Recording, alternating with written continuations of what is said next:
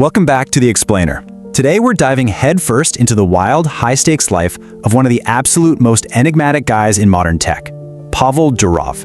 You probably heard him called the Russian Zuckerberg. He's a guy who literally built an absolute empire, only to slam right into a massive, life-altering turning point that would test everything he believed in.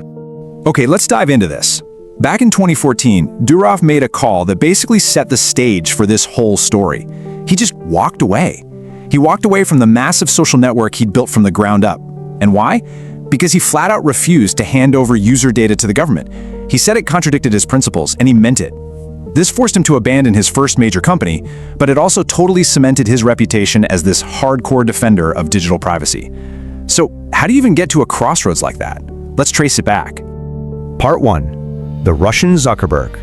So he was born in Leningrad back in 1984 to these highly academic parents. We're talking a dad who's a doctor of philological sciences and a mom in biology. So naturally, Pavel had this intense thirst for knowledge right out of the gate. Long before starting a real official company, he was already building these digital communities, like an electronic literature guide for his classmates and a really vibrant online university forum. But, and this brilliantly illustrates the secret sauce behind his success, we cannot ignore his older brother, Nikolai. You see, Pavel is the visionary, right? He's the strategist, the guy obsessing over the user interface and the big picture. But Nikolai is a mathematical prodigy. He's the master coder operating behind the scenes. This brotherly dynamic is literally the bedrock of every single thing Pavel would go on to build. Which brings us to part 2, building VKontakte. Watching the early success of Facebook over in the US, Pavel and Nikolai decided to launch VKontakte in October 2006. Pavel designed the super intuitive interface, mostly aiming at university students at first. But then, he added a feature that just made the whole thing catch fire: free music and video streaming. I mean, the growth was just staggering. Picture this, late 2006, just a few thousand users. Fast forward to the end of 2007, boom, 3 million. 2008, 14 million. It hits 30 million in 2009, 80 million in 2010, and by the time 2011 wrapped up, they had blown past 100 million registered users. It just completely steamrolled the competition to become the absolute dominant social network in Russia and the CIS countries. But you know, massive success brings massive scrutiny. Part 3, the price of principles. As the platform ballooned, Russian authorities started knocking, demanding censorship and access to user data. And things escalated really fast. In 2011, during these mass protests, the government demanded that opposition groups be removed from VKontakte. Durov said no. Then, 2013 rolls around and the pressure hits a boiling point with a police raid on the company's offices and on Durov himself. This was supposedly over a hit and run involving a traffic cop, a charge Durov insisted was completely fabricated just to strong-arm him. Finally, caught in a vice between the authorities on one side and his shareholders on the other, Durov sold his stake, cut all ties with the company he built, and left Russia in April 2014. Ever since he left, he's totally embraced this nomadic lifestyle. He really just severed ties with his first creation and kept moving, picking up citizenship in 4 different countries along the way: Russia, the UAE, France, and St. Kitts and Nevis. Moving right along into part 4, Telegram and global privacy. So think about this for a second. How do you bounce back after basically losing a billion-dollar empire you built from scratch? Well, you build something even bigger, and you build it purely out of the need for secure communication. Seeing the writing on the wall back in 2013, the brothers started Telegram, and the absolute beating heart of this new app is MTProto. This is a custom, highly secure encryption protocol designed by, you guessed it, Nikolai. It was built specifically to make the platform impenetrable. It makes Telegram messages inaccessible even to the Durov brothers themselves. That was their bold promise. Absolute 100% confidentiality. And wow, did that promise resonate globally? 900 million. As of July 2024, that is how many active monthly users Telegram actually has.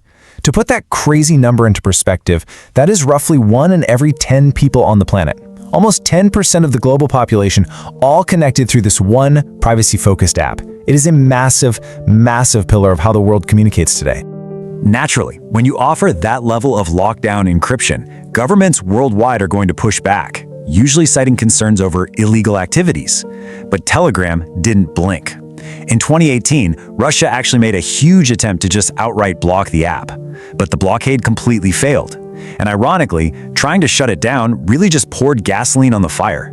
It boosted Telegram's popularity and pretty much cemented its reputation as this ultimate haven for free speech. Part 5. The Ton blockchain battle. Because he's never one to just settle, Durov set his sights on an even wilder concept: decentralizing the entire internet. He announced the Telegram Open Network, or TON for short, complete with its own native cryptocurrency called Gram. To fund this incredibly ambitious vision, they held some private initial coin offerings in 2018, and the hype was absolutely real. They raised a staggering $1.7 billion. That massive pile of funds was meant to build a platform where users could make ultra-fast, secure transactions with zero centralized oversight. So why did a project with so much momentum hit a brick wall? Well, it basically came down to a clash of definitions. In late 2019, the U.S. Securities and Exchange Commission, the SEC, slapped them with a lawsuit. They accused Telegram of essentially selling unregistered securities via these Gram tokens. So the crucial point is really how the two sides viewed the token. Telegram's defense was super straightforward. They argued, hey, Grams aren't securities at all, they're just an internal currency meant to be used purely inside our TON ecosystem. Ultimately, the courts ended up siding with the SEC. So, in March 2020, Pavel Durov officially pulled the plug on the TON project and returned the remaining funds to his investors. He completely detached himself from the whole thing. But, good tech rarely just dies. The technology actually lived on. Today, a totally independent team of developers picked up the torch, and they are successfully running and actually expanding the TON network on their own. And finally, Part 6, the enigmatic tech leader. Now, if you look behind all the code and the courtroom battles, you find a guy with a very unique way of operating. He's notoriously perfectionist about even the tiniest UI details, but at the same time, he's known for really nurturing and empowering talented developers. And his personal life, oh man, it is incredibly disciplined. He lives this almost monk-like ascetic lifestyle. No alcohol, no meat, he's a strict vegetarian. He is hyper-focused on fitness and actually an avid follower of Stoic philosophy, especially the writings of Marcus Aurelius. Now, what's really interesting about this slide is the sheer shock value. Despite guarding his private life like a hawk, Durov recently dropped a massive bombshell on his followers. He revealed that 15 years ago, he became a sperm donor. And because of that, he now has over 100 biological children spread across 12 different countries. I mean, no way, right? It's just this wild, unexpected personal detail that adds a whole new layer to the puzzle of who he actually is.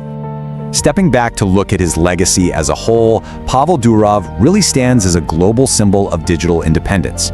He proved a massive point. You absolutely do not need to be sitting in some shiny office in Silicon Valley to build a global tech giant that literally rewrites how the world communicates.